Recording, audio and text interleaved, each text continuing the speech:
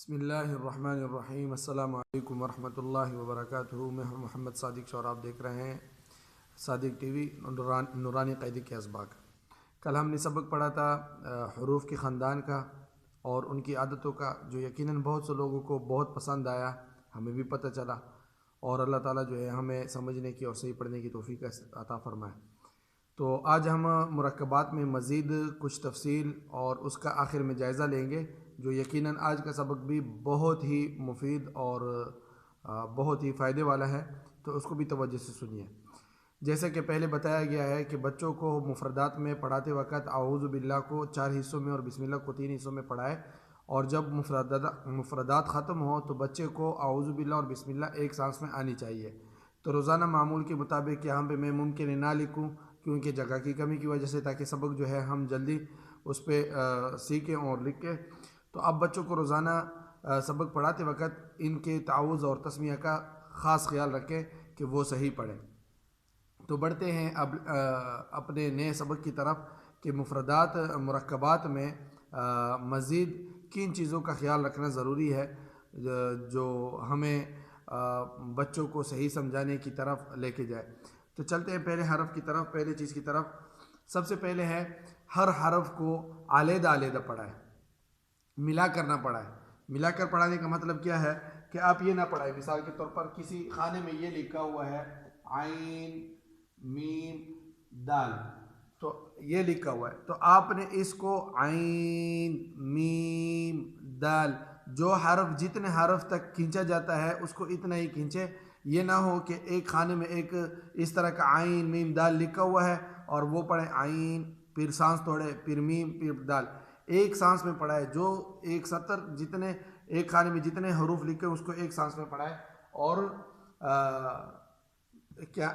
علیحدہ علیحدہ جو ہے پڑھائے، ملا کر نہ پڑھائے۔ ملا کر پڑھانے کا یہ طریقہ ہے کہ وہ بولے عمدہ عمدہ یا عمد نہیں، بلکہ پڑھے عین میم دال۔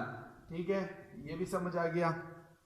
اور ہر حرف کو جتنا کھینچنا ہوتا ہے اس کو اتنا کھینچے، اور جس کو نہیں کھینچنا اس کو نہ کھینچے۔ ان کا بھی خیال رکھیں۔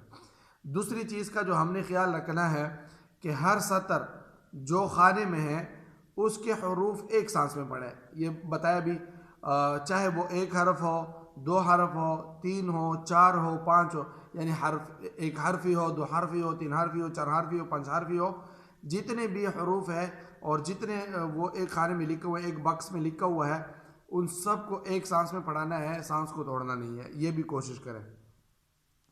تیسری نمبر چیز کا جو ہم نے خیال رکھنا ہے کہ با تا ثا مفردات میں ہم شکل ہے، جیسے مثال کے طور پر با اور تا سا، اب یہ ان کی شکل ایک ہے، صرف نقطوں کا فرق ہے۔ تو اسی طرح مرکبات میں بھی یہ ہم شکل ہے، اور ان کے ساتھ نون اور یا بھی مل جاتی ہے، نون یا، اب یا بھی مل جاتی ہے۔ مرکبات میں ان سب کی شکل ایک جیسی ہوتی ہے، یعنی پانچوں کی شکل ایک جیسی ہوتی ہے، صرف نقطوں کا فرق ہوتا ہے۔ تو آپ نے بچوں کے سامنے اس طرح کا ایک وہ بنانا ہے جو مرکبات میں آتے ہیں، جیسے مثال کے طور پر اب یہ میں نے با کا ایک سیرہ بنا دیا، ٹھیک ہے، تو آپ نے بچوں کو سمجھانے تھوڑا سا بڑا بنا دیتے ہیں، یہ میرے خیال میں یہ قلم نظر آتا ہے، یہ آپ نے اس طرح کا شکل بنا دیا۔ اب آپ نے اس کے نیچے ایک نقطہ لگا دیا، تو بچوں کو سمجھایا کہ دیکھو یہ با کی آدھی شکل ہے کہ اس طرح لکھی جاتی ہے، یہ با ہوگی۔ اگر یہی ایک نقطہ اوپر ہوگا تو پھر کیا ہوگا، یہ ہوگا جو ہے نون، ٹھیک ہے، اور اگر 2 نقطے اوپر ہوں گے تو یہ تا ہوگی، اور اگر 2 نقطے نیچے ہوں گی تو یہ سا ہوں گی، اور اگر 3 نقطے جو ہے اوپر ہوں گے تو 2 نقطے نیچے ہوں گے تو یا ہوگی، 3 نقطے اوپر ہوں گے تو یہ سا ہوگی۔ تو بچوں کو اس انداز سے آپ نے سمجھانا ہے۔ مرکبات میں نون اور یا بھی با تا سا اور ان کی ہم شکل ہو جاتی ہے، یہ پانچوں آپس میں ہم شکل بن جاتے ہیں، صرف نقطوں کے فرق سے جو ہے ان کو سمجھایا جائے گا۔ اور یہ اسی طرح جیم ہا خا 4 نمبر کی جو بات ہے کہ جیم ہا خا ان کی شکل بھی مفردات میں جو ہے ہم شکل ہے، صرف نقطوں کا فرق ہوتا ہے. مرکب میں بھی ایسا ہی ہے، مرکب میں ایسا ہی ہے مرکبات میں. البتہ مفرد میں جو ہے جیم کے پیٹ میں نقطہ ہوتا ہے، لیکن مرکبات میں چاہے وہ شروع میں آئے یا درمیان میں آئے تو اس کا نقطہ نیچے آتا ہے. مثال کے طور پر جیم تا، اب یہ نیچے آیا، یا جو ہے جیم یا جیم با، اب یہ نقطہ نیچے آتا ہے.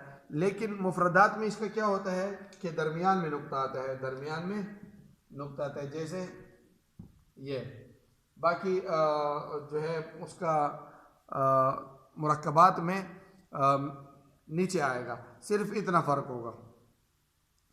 5ویں نمبر کی جو چیز ہے فا اور قاف.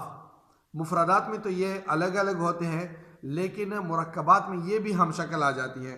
تو آپ نے کرنا کیا ہے کہ آپ نے ایک شکل بنانی ہے فا اور قاف کے لیے، جیسے واو جیسی شکل بنا کر بچوں کو یہ دکھایا کہ یہ شکل جو ہے جب اس طرح کی شکل ہو اور اس پر ایک نقطہ ہو تو یہ فا ہوگی، اور اگر 2 نقطے ہو تو یہ قاف ہوگی. اس طریقے سے جو ہے بچوں کو آپ نے نقطوں کے ذریعے سے فا اور قاف کی وہ پہچان کرانی ہے. 6 نمبر کی جو چیز ہے کہ عام طور پر مرکب حروف میں کوئی جو ہے حرف آخر میں آ جائے تو اس کی شکل جو ہے اپنی اصلی شکل میں آتی ہے، جیسے با تا سا. یہ اگر آخر میں آ جاتی ہے تو اس کی پوری شکل آ جاتی ہے. لیکن سوائے 2 حرفوں کے کہ اگر وہ آخر میں آ بھی جائے تو بھی وہ جو ہے اس کی شکل مختلف ہوتی ہے. وہ کیا ہے؟ عین اور غین. ہم نے کل پڑھا تھا کہ با جو کمزور حروف ہے، جو سب کے ساتھ مل جل کر رہتے ہیں، شروع میں آئے درمیان میں آئے کہیں پہ بھی آئے تو یہ اپنی جگہ بنا لیتے ہیں، چاہے جتنی بھی ہو جہاں پہ بھی ہو. لیکن اگر آخر میں آ جاتے ہیں تو یہ بھی اپنی پوری شکل کے ساتھ آتے ہیں، سوائے عین اور غین کے. اب عین اور غین جب آخر میں آتے ہیں تو وہ اس طرح آتے ہیں. مثال کے طور پر با عین تا غین، اس طرح ان کی شکلیں اس طرح بن جاتی ہے. تو عین اور غین چاہے وہ آخر میں بھی آئے تو ان کی شکل جو ہے وہ مختلف ہوتی ہے، وہ پوری نہیں ہوتی. اچھا، دوسری بات ہم سبق میں پڑھتے ہیں، یہ ہم سبق میں پڑھتے ہیں کہ حمزہ الف، حمزہ واو، حمزہ یا. لیکن میرے دوستو اور محترم حضرات اساتذہ کرام، یہ طریقہ جو ہے یہ غلط ہے. اس کو اس طرح نہ پڑھائے حمزہ الف، حمزہ واو، حمزہ یا. اب حمزہ الف اور حمزہ واو اور حمزہ یا جو آ جائے، جیسے حمزہ الف، حمزہ واو، حمزہ یا، تو آپ نے ان کو سمجھانا ہے کہ یہ حمزہ بشکل الف، حمزہ بشکل واو، حمزہ بشکل یا. یعنی اس کو شکل کے اعتبار سے کہ یہ حمزہ ہے الف کی شکل میں، یہ حمزہ ہے واو کی شکل میں، اور یہ حمزہ ہے یا کی شکل میں. اس طرح پڑھانا ہے. یہ نہیں پڑھانا کہ حمزہ الف، حمزہ واو، حمزہ یا. یہ جہاں پہ بھی چلے جاؤ اسی طرح ہی پڑھایا جاتا ہے، حمزہ الف، حمزہ واو، حمزہ یا. نہیں، بچے کو سمجھائے کہ یہ حمزہ تو ہے لیکن الف کی شکل میں، اور حمزہ واو کی شکل میں، اور حمزہ یا کی شکل میں، بشکل الف، بشکل یا، بشکل واو، اس طرح پڑھائے. 8ویں چیز جو ہم نے سمجھنی ہے وہ ہم آواز حروف کو الگ الگ جو ہے وہ صحیح سمجھیں. مثال کے طور پر کہیں پہ ایک خانے میں ایک باکس میں ہم آواز حروف آ گئے. ہم آواز حروف جیسے مثال کے طور پر تا، تا، طا. اب یہ ہم آواز ہے. اب دونوں کو کیسے؟ تھا، طا. تھا اس میں ہم سے باریک پڑی جاتی ہے اور طا اس میں موٹائی ہے. تو بچے کو یہ لازماً آپ نے دیکھنا ہے کہ وہ تھا اور طا میں فرق کر رہا ہے یا نہیں کر رہا، اس کا لحاظ رکھنا ہے. اس طرح جو دوسرے ہم آواز حروف ہے ذال، زا، ضاد، ظا، اگر یہ کہیں پہ مرکبات میں ایک ساتھ میں آ جائے تو ان کا خیال رکھنا ہے. ثا، سین، صاد، یہ پچھلی سبق میں ہم نے پڑھا ہے کہ ہم آواز حروف کون سے ہیں، پچھلی ویڈیو میں دیکھیں. اسی طرح ہا، ہا، یہ کہیں پہ آ گئے. حمزہ، عین اور اس طرح قاف کیف. تو ہم آواز حروف میں ہم نے یہ دیکھنا ہے کہ بھئی ہم نے کیسے جو ہے آواز کے ذریعے سے ان کے صفت کو الگ کرنی ہے. تو ان بات کا خیال رکھنا ہے. ابھی ہم لیں گے جائزہ، آخر میں ہم لیں گے ایک جائزہ. مرکبات کے ختم پر ہم بچوں کا یہ دیکھیں گے کہ بچے اب تک کتنا سمجھ چکے ہیں اور کتنا ان کو جو ہے پڑھائی اور سبق سمجھ آ گیا ہے. تو وہ جائزہ کیا ہوگا، جس کی ترتیب یہ ہوگی کہ دو چیزوں کو ہم لحاظ رکھیں گے. قرآن کریم کی کوئی ایک چھوٹی سی آیت آپ جو مرضی لکھ لیں، اس کو بڑا بڑا لکھ کر دیں. ربما یود الذین عما یتساءلون والعصر انا اعطینا، کوئی بھی ایسی چیز آپ نے لکھ دی تو آپ کسی حرف پر انگلی رکھ کر بچوں سے پوچھیں. بچہ ایک ہے تو اس سے پوچھیں کہ بھائی یہ کیا ہے، بتاؤ یہ کون سا حرف ہے. وہ چاہے درمیان میں آدھا آیا ہوا ہو، شروع میں پورا آیا ہوا ہو، آخر میں پورا آیا ہوا ہو، کسی بھی شکل میں ہو، تو آپ نے بچے سے یہ پوچھنی ہے کہ بھائی یہ کون سا حرف ہے. مثال کے طور پر ہم یہاں پہ لکھتے ہیں عما، بغیر اعراب کی لکھنا ہے، بغیر اعراب کی، کوئی زبر زیر اس پر نہیں لگانی، کوئی زبر زیر پیش نہیں لگانی. عما یتساءلون یتساءلون یتساءلون. ٹھیک ہے. اب بچے سے آپ نے پوچھنی ہے بھائی یہ کون سا حرف ہے، وہ فوراً بتائی میم. یہ کون سا حرف ہے بھائی تا، کیونکہ ان کو سمجھا چکا ہوگا آپ نے، ہر حرف کو نقطوں کے ذریعے سے، جوڑ توڑ کے ذریعے سے آپ نے سمجھایا ہوگا. تو اگر وہ بتائے تو سمجھو کہ بچہ جو ہے سمجھدار ہو چکا ہے اور وہ پڑھ رہا ہے.